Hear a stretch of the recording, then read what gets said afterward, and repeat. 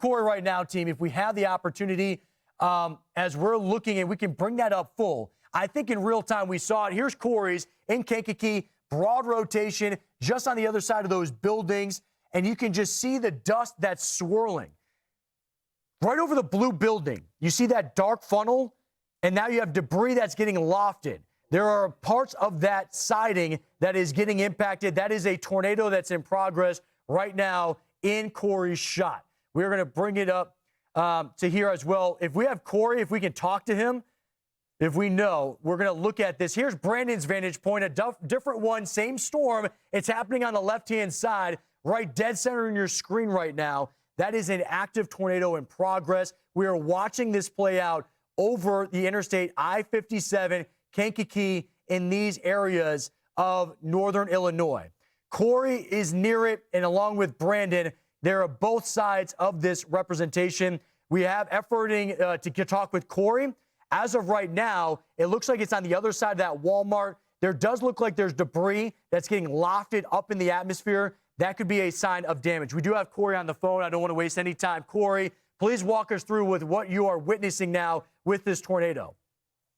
Yeah, Steve, we just talked moments ago. I said this thing was getting hooked up on. It looked like it was trying to get its act together. We just had a big tornado.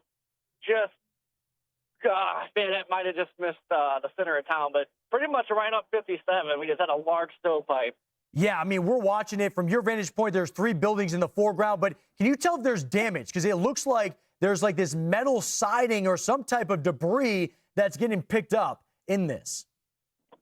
Yeah, there definitely has to be quite a bit of debris in this because it went right through a populated area. So we're going to head back up that way here and see what we see. Yes, we have gone confirmed. We have 3 different vantage points. We have Corey's there. You have Brandon's, and then our vantage point here. What I want to do is zoom in for you on the bottom on the radar. Corey, can you just tell us how quickly all this unfolded? Because in real time, I'm trying to measure this. I look up, and I swear I saw a cross over the road. We went to yours, and you could see it in progress. I mean, this thing felt like it only took a matter of 2 minutes or less. Yeah, I mean, it was just a few minutes. As soon as I got out of the hail core and the precip, you could see the big wall cloud and just a rapid rotation, and it had a brief vortice drop down that dissipated, and the next thing you know, I just looked out my window. You can just see a wall of rotating rain coming. It's like, ooh, we got to get out of here. It's ongoing, by the way, Corey. We're looking at Brandon's shot. I don't know if you have access to that feed. This thing is still on the ground. PDS tag on this. To your point, this was just south of town. But, Sam, what were you saying? This looked like it could have been near the... It's just south of the community college and about to cross I-57. I mean, look, we have a clear line of sight of this in Brandon's vantage point here. I mean, look at how violent this thing, I mean, look how wide it is. Power flashes now coming in. The trees in the foreground getting pulled to the ground. I mean, look how far he is from this, and it's getting pulled in. These trees are getting leaned over. You can tell that the hail that's falling is actually getting sucked into this tornado. I mean, here's the terrifying moment here is that how close he is. This is a strengthening storm that's right over Interstate 57. I'm going to give you a sense of what the differential is.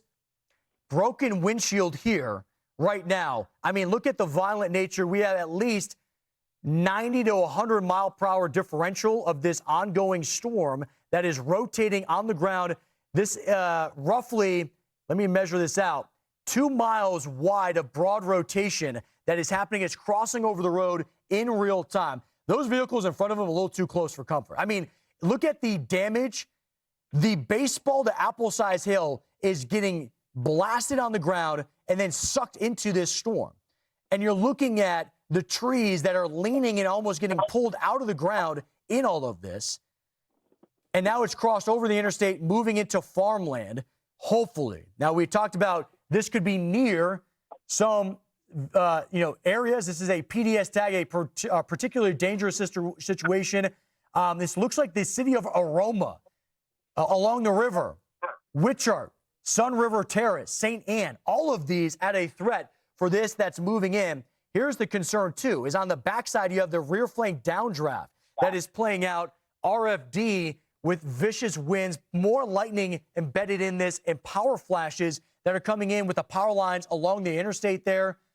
I mean, this is an ongoing, in progress tornado. I mean, obviously you can see that here. This is not lifted. It looks broad. I mean, just the width of this and the concern of pulsing, flashing light off in the distance, an indication that potentially more power lines have been severed or potentially damage at the surface. I mean, I'm looking at the width of this. It looks like even the mesocyclone itself could be on the ground. We've talked about this at times in the Midwest, just the absolute width of these storms. But I can't tell if that's on the ground. But look, there's just continue to be debris. Sorry, this is, a lot to take in all at once.